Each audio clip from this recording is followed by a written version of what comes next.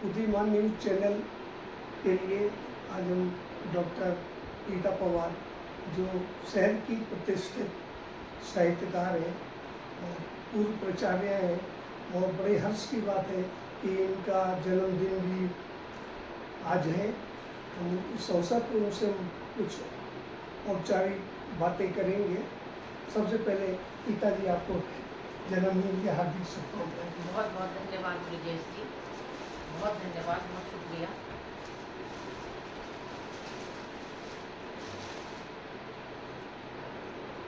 अजय साहित्य मंच और उदीयमान साक्षात्कार श्रृंखला की शुरुआत हम करने जा रहे हैं। उदीयमान साहित्य संस्था द्वारा संचालित उदीयमान न्यूज के तत्वाधान में एक साक्षात्कार श्रृंखला का शुरुआत की जा रही है, जिसमें हम नियमित रूप से किया करेंगे। और आगे जो है इसमें हम प्रतिष्ठित साहित्यकारों, विलक्षण प्रतिभाओं का सम्मान करेंगे, उनसे बातें करेंगे, उनका सहयोग लेंगे और आगे उनको नए उदीयमान रचनाकारों को भी सहयोग करेंगे, उसके साथ भी उनकी प्रतिभाओं को उभारने की कोशिश करेंगे। आज हमारे उदीयमान साक्षात्कार श्रृंखला की पहली कड़ी में डॉक्टर रीता जी का बहुत बहुत स्वागत है। डॉक्टर रीता जी कोई पहचान के मोहताज नहीं है, फिर उनके मुँह से कुछ शब्दों में परिचय जानना चाहेंगे। जी ब्रिजेश जी, सर्वप्रथम आपको बहुत धन्यवाद कि आपने मेरे साक्षात्कार के लिए मेरे को चुना और समय निकाला, इतना प्रयास किया। और ऐसी बात नहीं है कि मैं कोई बहुत ज़्यादा विलक्षण या बहुत प्रतिष्ठित साहित्यकार हूँ। एक शिक्षाविद अवश्य रही है, अंग्रेजी की प्राध्यापिका थी और हरियाणा के राजकीय महाविद्यालयों में मैंने कार्य किया अंग्रेजी की प्राध्यापिका के रूप में। बाद में पदोन्नत होकर फिर मैं प्राचार्य बनी और राजकीय महाविद्यालय फरीदाबाद से ही मैं सेवानिवृत्त हुई। उसके बाद साहित्य की यात्रा शुरू की है और माँ सरस्वती की कृपा रही तो इसमें अग्रसर होंगी। आपने इतना मान दिया। यह मेरा छोटा सा परिचय है। 3 पुस्तकें अभी तक मेरी प्रकाशित हुई हैं और एक पुस्तक प्रकाशाधीन है, परछाइयाँ, जिसमें कि मैंने पिछले 1000 वर्ष का भारत के इतिहास का एक उपन्यास के रूप में उसका वर्णन किया है। और आगे मेरी आशा है, माँ शारदे से ये प्रार्थना है कि मेरी ये यात्रा अनवरत जारी रहे। बहुत बहुत धन्यवाद। पिताजी, एक बात बताइए, अजय साहित्य मंच की आवश्यकता क्यों महसूस हुई आपको, तो इसकी प्रेरणा कहाँ से मिली? जी, ये आपने बड़ा मूलभूत प्रश्न किया है। सर्वप्रथम तो मैं इसके नाम से ही प्रारंभ करती हूँ कि अजय मेरे छोटे अनुज का भाई का नाम है और दुर्भाग्यवश 48 वर्ष की अल्पायु में कैंसर के कारण वो इस दुनिया से उन्होंने मृत्यु को प्राप्त हुए, वो हमसे बिछुड़ गए। और एक मन में टीस हमेशा रही कि असमय उनका जाना, उनका छोड़ना, वो एक मन में हमेशा टीस साथती रही। तो एक मन में इच्छा थी कि कुछ ऐसा करूँ मैं एक बहन होने के नाते कि भाई उसका नाम, उसकी स्मृति कहीं ना कहीं जीवित रहे, कहीं ना कहीं इस धरा पर रहे। तो ये भावना तो मूलभूत रूप से ये थी। और जहाँ तक कि इस मंच को प्रारंभ करने की बात कही है, तो साहित्य से मेरा जुड़ाव रहा। साहित्य चाहे अंग्रेजी साहित्य हो, चाहे हिंदी साहित्य हो, बात तो एक साहित्यिक अभिरुचि शुरू से रही। साहित्य को मैंने पढ़ा, अंग्रेजी साहित्य, हिंदी साहित्य। और जब मैं सेवानिवृत्त हुई तो कुछ करने की ललक रही कि भाई फरीदाबाद में कोई ऐसा मंच बने, कोई ऐसा साहित्यिक गतिविधि नियमित रूप से हो। मंच तो बहुत हैं, किंतु वो उनके जो क्रियाकलाप हैं, वो कोई मंच 6 महीने में कार्यक्रम कराता है, कोई 3 महीने में। तो एक इच्छा थी कि भाई नियमित रूप से, मासिक रूप से एक ऐसा मंच मिले जिसमें हम सभी शहर के कम से कम साहित्यकार इकट्ठे हों और हम अपना आदान प्रदान करें अपनी रचनाओं को का, विचारों का। तो इस भावना से इस मंच को शुरू करने की बड़ी बलवती इच्छा रही और मेरे पति ने, विनोद कौशिक जी ने मेरा साथ दिया। आप सभी साहित्यकारों का और सभी मित्रों का मेरे को साथ मिला, सभी जो मेरे साथ हैं, क्योंकि अकेले तो हम कोई काम कर नहीं सकते। किसी भी कोई भी कार्य जब सब सामाजिक रूप से वो कार्य शुरू होता है तो उसमें सभी का साथ, सभी का विश्वास साथ लेके चलते हैं। सब आए साथ में, अनायास एक मंच बन गया और सभी साहित्यकार जो जिनसे मैं परिचित थी, डॉक्टर वेद व्यथित जी विशेष रूप से, उन्होंने मुझे बहुत प्रेरणा दी क्योंकि मैं दूसरे मंचों से जुड़ी थी। वो भी एक अच्छी बात है। उनके कार्यक्रमों में उनके मुझे पद मिले हुए थे, तो वो मुझसे हमेशा अक्सर ये बात जब भी मिलते थे कि आप अपना मंच शुरू कीजिए, डॉक्टर साहब आप अपना मंच शुरू कीजिए। तो उनका बहुत प्रेरणा रही पीछे, तो उनसे मेरे को हिम्मत मिली, अपने पति का सहयोग मिला, आप सबका सहयोग मिला। तो ये एक शुरुआत हुई है अजय साहित्य मंच की, जिसके तत्वावधान में हम आज बैठे हुए हैं। बहुत धन्यवाद। मंच का नाम आपने अजय साहित्य मंच रखने का क्या तात्पर्य है? क्या आपके भाई साहब अजय जी साहित्य में रुचि रखते थे? उनका रुझान साहित्य क्षेत्र में था? जी, ये जो मेरे भाई थे वो मूलतः विज्ञान के विद्यार्थी थे, इंजीनियर थे, IFS थे, इंडियन फॉरेस्ट सर्विस के कुछ पद पर आसीन थे। लेकिन उनको विज्ञान के विद्यार्थी होते हुए भी उनकी साहित्य में बहुत अधिक रुचि थी। और हम जब हम स्कूल में थे, क्योंकि मेरे फादर आर्मी ऑफिसर थे, तो हमारी जगह जगह स्थानांतरण भारत में होता रहता था। तो जो हमारी किशोरावस्था थी वो हमारी बिहार में भी थी, मधुबनी में, और वहाँ की जो परंपरा है वो बहुत हिंदी भाषी राज्य है। वो घर घर में, चाहे कितना छोटा घर हो, बड़ा घर हो, हर घर में वहाँ पुस्तकालय। तो वहाँ से हम दोनों भाई बहनों को एक हिंदी साहित्य से हमारा परिचय हुआ, हमने पढ़ा। और मेरा जो भाई था वो भी बहुत हिंदी साहित्य पढ़ता था, विज्ञान का विद्यार्थी होते हुए भी, और वो हिंदी में लिखता भी था। तो मुझे हमेशा ये आभास होता है कि यदि वो होता तो वो इस मंच में बढ़ चढ़ कर भाग लेता। तो कहीं ना कहीं से एक जुड़ाव इस मंच के माध्यम से है कि भाई उसकी रुचि के अनुसार ये मंच, जो उसका नाम है, उसमें उसकी रुचि भी झलकती है, ये मुझे आभास होता है। यह मंच जो अजय साहित्य मंच है, जी, इसको आप अजय साहित्य और सामाजिक मंच भी कभी कभी बोलते हैं। तो इसके किस क्षेत्र में काम करेंगे? इसकी कौन कौन सी गतिविधियाँ समय अनुसार होती रहेंगी? जी देखिए ब्रजेश जी, ऐसा है, मैंने बहुत विचार करके इस मंच को शुरू नहीं किया, एक भावनात्मक रूप से शुरू किया। तो पहले अभी तक औपचारिक रूप से मैंने इस पर कोई कार्य नहीं किया है। हम कुछ मित्र हैं, हम बैठते हैं, अपनी गोष्ठी करते हैं, और अगले माह की क्या, अब धीरे धीरे मैं इसकी रजिस्ट्रेशन की ओर भी जा रही हूँ, और इसकी जो औपचारिकताएं हैं उनको परिपूर्ण करने के लिए हम प्रयासरत हैं।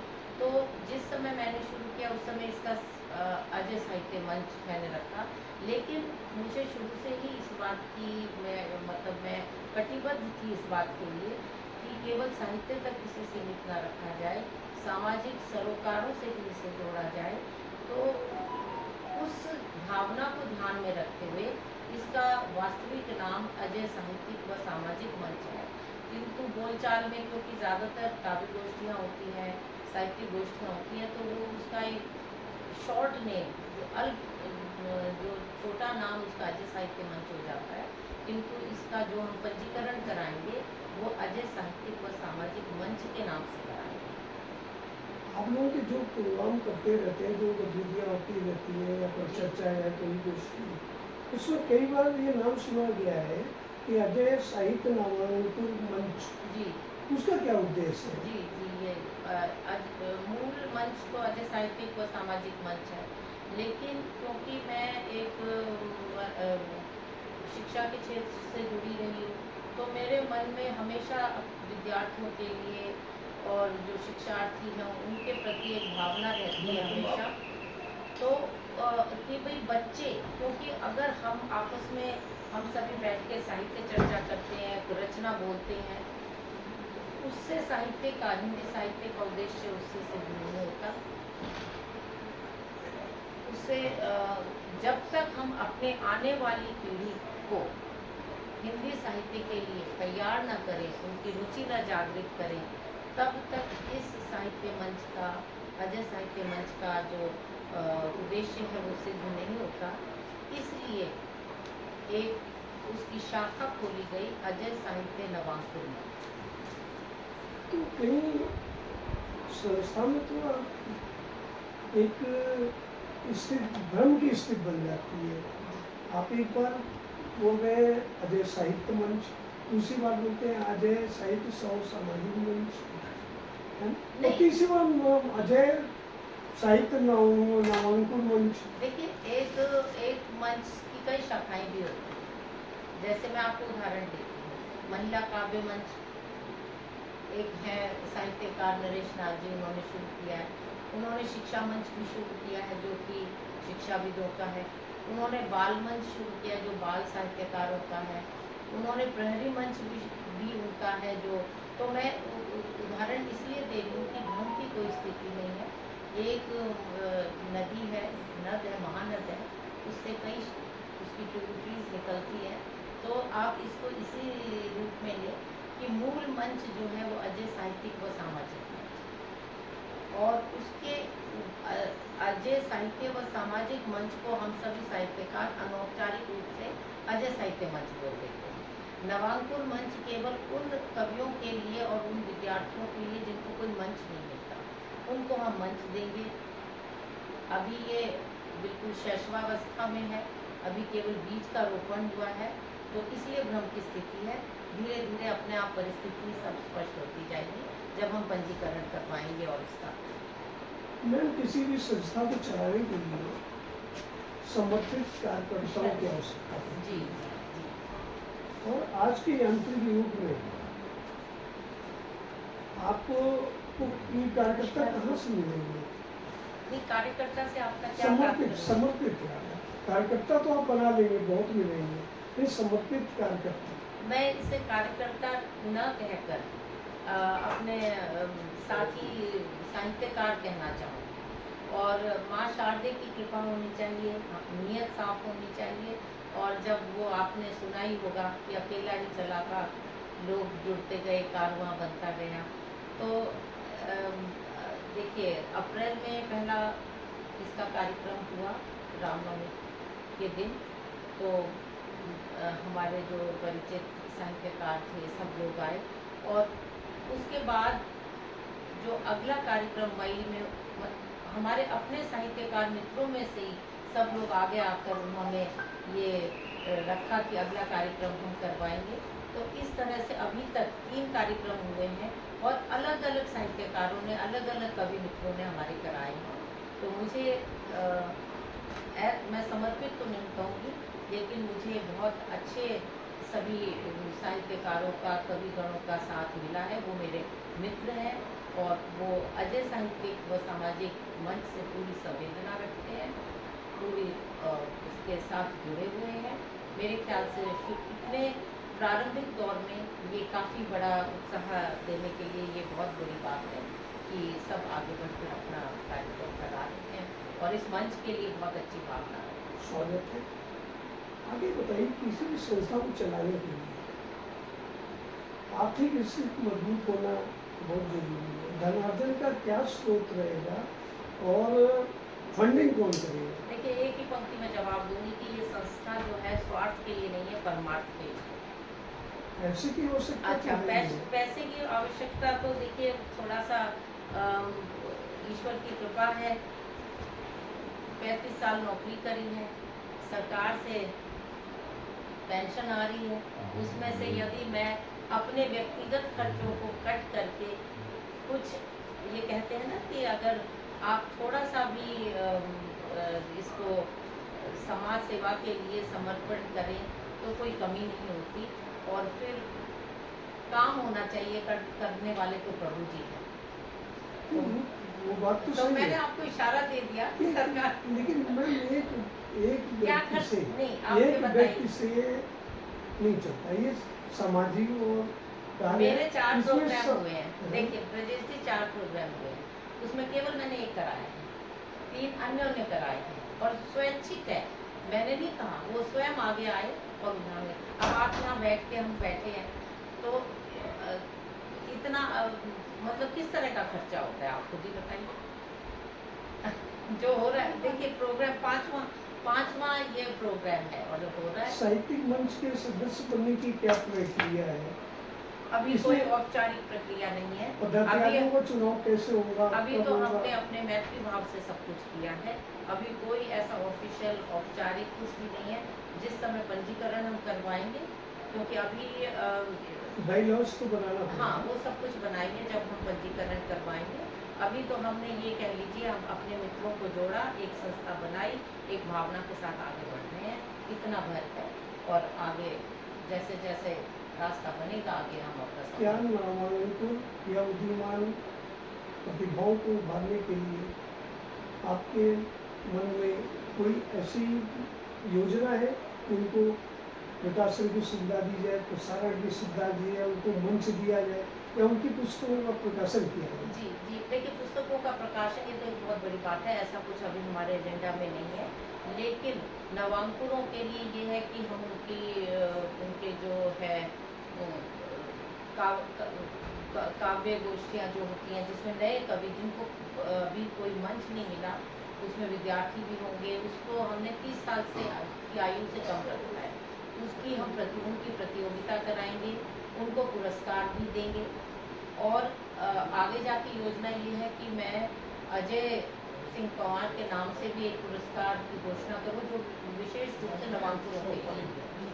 और जो बच्चे इससे जुड़ना चाहेंगे उनको मैं अपने हिसाब से स्टाइपेंड 1-2 बच्चों को जोड़ूंगी। फिर शुरुआत में जो मास कम्युनिकेशन का कोर्स कर रहे हैं, जैसे कॉलेज में मैं रही हूँ, तो वहाँ से बच्चों को जोड़कर उनको जो भी स्टाइपेंड है, जो भी उनको प्रोत्साहन के लिए आर्थिक सहायता दी जा सकती है अपने लेवल पे। मैं ऐसे नहीं होगा कि मैं अपने किसी साथी को, जैसे बहुत से मंच हैं जो कि प्रवेश शुल्क रखते हैं, मैं ऐसा कोई शुल्क नहीं रखूँगी। इसका पंजीकरण कराऊंगी और जो सरकार से कोशिश करूंगी कि जो सरकारी अनुदान यदि हमें बाद में आगे चल के मिले, वो उसका मैं साहित्य सेवा में उसका खर्च करूंगी वो।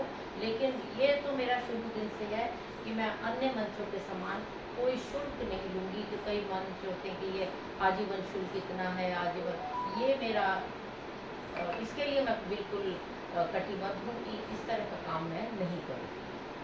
सरकार से अनुदान का हम प्रयास करेंगे। रीता जी, प्रबुद्ध समाज से, जो प्रबुद्ध समाज है हमारा, उससे आपकी क्या आशाएं हैं, अपेक्षाएं हैं? प्रबुद्ध समाज से क्या आशाएं हैं? सबसे बड़ी आशा राष्ट्र प्रेम की। एक शब्द में कहूँ कि यदि प्रबुद्ध समाज ही अपने राष्ट्र को प्रेम नहीं करेगा तो फिर राष्ट्र की गति नहीं। और एकता के साथ सब सारे अंतर को भुलाकर, जाति धर्म ये समस्त अंतर भुलाकर, और हम राष्ट्र के बारे में सोचें कि राष्ट्र है तो हम हैं, ये मैं प्रबुद्ध समाज से। शासन प्रशासन की क्या अपेक्षाएं हैं आपको? अब मैं इतनी बड़ी तो नहीं हूँ कि शासन प्रशासन की, भाई शासन जो है वो भी हमारे में से आते हैं। ये जैसे आपने बोला कि अनुदान, अगर अनुदान की बात अनुदान देखिए अनुदान की वो बात है करना चाहे तो हम नहीं, वो शासन हम प्रशासन से प्रयास करेंगे। हम अपना एनजीओ अगर बना रहे हैं, हमारे सामाजिक सरोकार हैं, हम उस चीज़ को रखेंगे, वो हमारा अधिकार है जो सरकार नागरिकों को देती है, एनजीओज को देती है, तो हम उसके लिए आगे बढ़ेंगे, प्रयास करेंगे। अब वो तो वक्त बताएगा कि उसमें हम सफल होते हैं। अंत पर में मैं व्यक्तियों से या अपने जो साथी जो इस मंच से जुड़ेंगे उनसे मैं कभी नहीं। अंत में आखिरी प्रश्न है कि जनमानस को आप क्या संदेश देना चाहेंगे? जनमानस आम और जनता। आम जन प्रबुद्ध समाज अलग देखिए है आम और जन जनमानस हाँ जनमानस में आम जनता में तो बहुत बड़ा जन सैलाब आता है, ग्रामीण उनको क्या समाज आता चाहिए है, अशिक्षित समाज आता है, जो जो हमारे पिछड़े हुए जो है वो सारा वो तब पूरा समाज आता है, तो उनको उनका उनके लिए एक ही है कि शिक्षा ही एकमात्र माध्यम है जो मनुष्य के जीवन को उन्नत कर सकता है, और उसको जो वो पिछड़ापन है, जो अशिक्षा है, अज्ञानता है, उससे अगर कोई एक हथियार, एकमात्र हथियार है जो उससे निकलने में उन्हें सक्षम बना सकता है, वो शिक्षा है। तो शिक्षा का प्रचार प्रसार होना चाहिए हर कीमत पर, जनजातियाँ हों, दूर दराज के क्षेत्र हों, और शिक्षा जो है, शिक्षा किस प्रकार की हो, शिक्षा समान होनी चाहिए, कश्मीर से कन्याकुमारी, एक राष्ट्र और एक शिक्षा प्रणाली। तो ये मेरी अपेक्षा है, यही बात प्रार्थना करने के है। लिए बहुत धन्यवाद बहुत बहुत धन्यवाद आपका भी, ब्रजेश जी, आपके उदीयमान न्यूज़ चैनल का।